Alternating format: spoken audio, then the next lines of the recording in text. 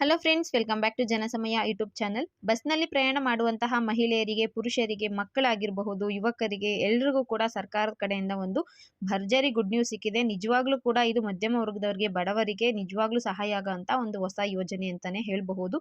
ಇದ್ರ ಬಗ್ಗೆ ನಿಮಗೆ ಸಂಪೂರ್ಣವಾದ ಮಾಹಿತಿಯನ್ನ ಈ ವಿಡಿಯೋದಲ್ಲಿ ತಿಳಿಸ್ಕೊಡ್ತೀನಿ. ಈಗ ನಿಮಗೆ ಗೊತ್ತಿದೆ, ಕರ್ನಾಟಕ ಸರ್ಕಾರದಲ್ಲಿ 5 ಗ್ಯಾರಂಟಿ ಯೋಜನೆಗಳಿದಾವೆ. ಅದರಲ್ಲಿ ಶಕ್ತಿ ಯೋಜನೆ ಕೂಡ ಒಂದು. ಬಸ್ನಲ್ಲಿ ಪ್ರಯಾಣಿಸುವಂತಹ ಮಹಿಳೆಯರಿಗೆ ಯಾವುದೇ ರೀತಿಯ ಟಿಕೆಟ್ಗೆ ಹಣ ಕೊಡೋ ಹಂಗಿಲ್ಲ. ಆಧಾರ್ ಕಾರ್ಡ್ನ ತೋರಿಸ್ಬಿಟ್ಟು ನೀವು ಎಲ್ಲಿಗೆ ಬೇಕಿದ್ರೂ ಪ್ರಯಾಣ ಮಾಡಬಹುದು. ಕೆಲವು ಮಹಿಳೆಯರು ಇದರಿಂದ ಟ್ರಿಪ್ ಕೂಡ ಹೋಗ್ತಾ ಇದ್ದಾರೆ. ಕೆಲವರು ದೂರದ ಊರುಗಳಿಗೆ ಅಥವಾ ದೇವಸ್ಥಾನಗಳಿಗೆ ಕೂಡ ಹೋಗ್ಬಿಟ್ಟು ಬರ್ತಾ ಇದ್ದಾರೆ. ಒಟ್ಟಿನಲ್ಲಿ ಶಕ್ತಿ ಯೋಜನೆಯಿಂದ ಬಹಳಷ್ಟು ಮಹಿಳೆಯರಿಗೆ ಬಹಳ ಉಪಯೋಗ ಆಗಿದೆ. ಪ್ರತಿ ತಿಂಗಳು ಲಕ್ಷಾಂತರ ಮಹಿಳೆಯರು ಶಕ್ತಿ ಯೋಜನೆಯ ಮುಖಾಂತರ ಓಡಾಡ್ತಾನೆ ಇದ್ದಾರೆ. ಶಕ್ತಿ ಯೋಜನೆ ಮುಖಾಂತರ ಹೆಣ್ಮಕ್ಳಿಗೆ ಅಷ್ಟೇ ಲಾಭ ಇದೆ. 5 ಗ್ಯಾರಂಟಿ ಯೋಜನೆಗಳಿಗೆ, ಅದರಲ್ಲೂ ಕೂಡ 3 ಮುಖ್ಯ ಯೋಜನೆಗಳಲ್ಲಿ ಹೆಣ್ಮಕ್ಳಿಗೆ ಜಾಸ್ತಿ ಪ್ರಾಧಾನ್ಯತೆನ ಕೊಟ್ಟಿದ್ದಾರೆ. ಒಂದಷ್ಟು ಜನ ಗಂಡಸರು ಕಾಂಗ್ರೆಸ್ ಸರ್ಕಾರ ಬೈಕೊಂಡಿದ್ದು ಉಂಟು.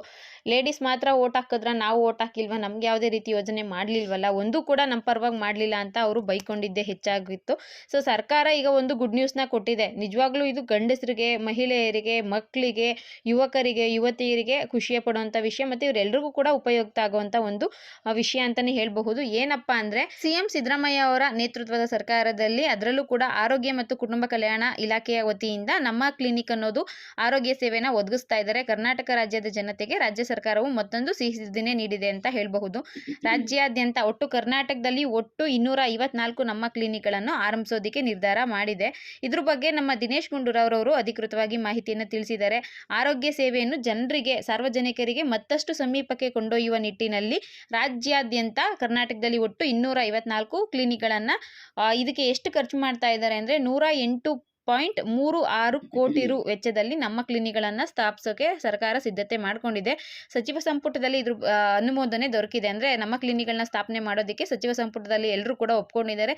ಇನ್ನು ಮುಂದೆ ನೀವು ಬಸ್ ಸ್ಟಾಪ್ಗಳಲ್ಲಿ ಹತ್ತಿರದಲ್ಲಿ ಹೋಗ್ತಾ ಇರ್ತೀರಲ್ವಾ, ಏನಾದರೂ ಹುಷಾರು ತಪ್ಪಿತು ಅಂದರೆ, ಅರ್ಜೆಂಟ್ ಇತ್ತು ಅಂದರೆ ಅಲ್ಲಿ ಕೂಡ ನೀವು ತೋರಿಸ್ಕೋಬಹುದು. ನಮ್ಮ ಕ್ಲಿನಿಕ್ಗಳು ಸರ್ಕಾರದ ವತಿಯಿಂದ ರೆಡಿ ಆಗ್ತಾ ಇರೋದ್ರಿಂದ ಅಲ್ಲಿ ನಿಮಗೆ ಕಂಪ್ಲೀಟ್ ಫ್ರೀ ಇರುತ್ತೆ.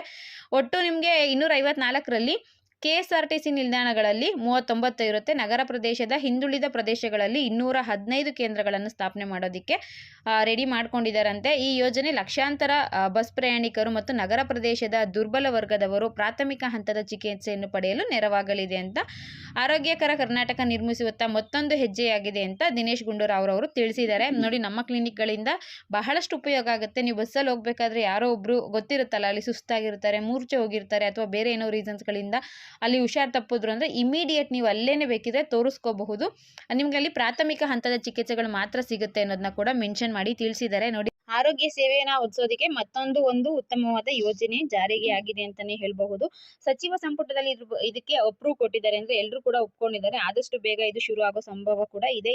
ನಿಜವಾಗ್ಲೂ ಇದು ಮಧ್ಯಮ ವರ್ಗದವ್ರಿಗೆ ಅಥವಾ ಬಡವರಿಗೆ, ಗಾರೆ ಕೆಲಸ ಮಾಡೋರಿಗೆ, ಕೂಲಿ ಕೆಲಸ ಮಾಡೋರಿಗೆ ಖಂಡಿತವಾಗ್ಲೂ ಸಹಾಯ ಆಗುತ್ತೆ ಅಂತಾನೆ ಹೇಳಬಹುದು. ಗೌರ್ಮೆಂಟ್ ಹಾಸ್ಪಿಟಲ್ಗಳಲ್ಲಿ ಎಲ್ಲರೂ ಕೂಡ ಯಾವಾಗಲೂ ಹೋಗೋದಕ್ಕಾಗಲ್ಲ. ಬಸ್ ಸ್ಟಾಪ್ಗಳಲ್ಲೇ ಇತ್ತು ಅಂದ್ರೆ ಸಹಾಯ ಆಗಬಹುದು ಅಂತ ನಮ್ಮ ಸರ್ಕಾರ ಈ ಒಂದು ನಿರ್ಧಾರ ಕೈಗೊಂಡಿದೆ ಅಂತಾನೆ ಹೇಳಬಹುದು. ಒಟ್ಟಿನಲ್ಲಿ ಸರ್ಕಾರದ ಕಡೆಯಿಂದ ಸಿಕ್ಕಿರುವಂತಹ latest information, latest good news ಇದು. ಇನ್ನು ಮುಂದೆ ಒಟ್ಟು ಕರ್ನಾಟಕದಲ್ಲಿ 254 ಆಸ್ಪತ್ರೆಗಳನ್ನು, ನಮ್ಮ ಕ್ಲಿನಿಕ್ಗಳನ್ನು ಸ್ಥಾಪನೆ ಮಾಡೋದಕ್ಕೆ ಸರ್ಕಾರ ಈಗಾಗಲೇ ತೀರ್ಮಾನ ಕೈಗೊಂಡಿದೆ. ಇದು ಇವತ್ತಿನ ವಿಡಿಯೋದ ಇನ್ಫಾರ್ಮೇಷನ್ ಆಗಿತ್ತು. ಈ ಇನ್ಫಾರ್ಮೇಷನ್ ನಿಮಗೆ ಯೂಸ್ಫುಲ್ ಆಗಿತ್ತು ಅಂದರೆ ದಯವಿಟ್ಟು ನನ್ನ ಚಾನಲ್ಗೆ ಸಬ್ಸ್ಕ್ರೈಬ್ ಮಾಡ್ಕೊಳ್ಳಿ. ಜೊತೆಗೆ ವಿಡಿಯೋಗೆ ಒಂದು ಲೈಕ್ ಕೊಡಿ ಅಂತ ಹೇಳ್ತಾ ವಿಡಿಯೋನ ಇಲ್ಲಿಗೆ ಮುಗಿಸ್ತಾ ಇದ್ದೀನಿ. ಇಲ್ಲಿವರೆಗೂ ವಿಡಿಯೋ ನೋಡಿದ್ದಕ್ಕೆ ಎಲ್ರಿಗೂ ಕೂಡ ಧನ್ಯವಾದಗಳು. ಇದೇ ರೀತಿ ನನ್ನ ಚಾನಲ್ನ ಪ್ರೋತ್ಸಾಹ ಮಾಡಿ ಫ್ರೆಂಡ್ಸ್. Thank you.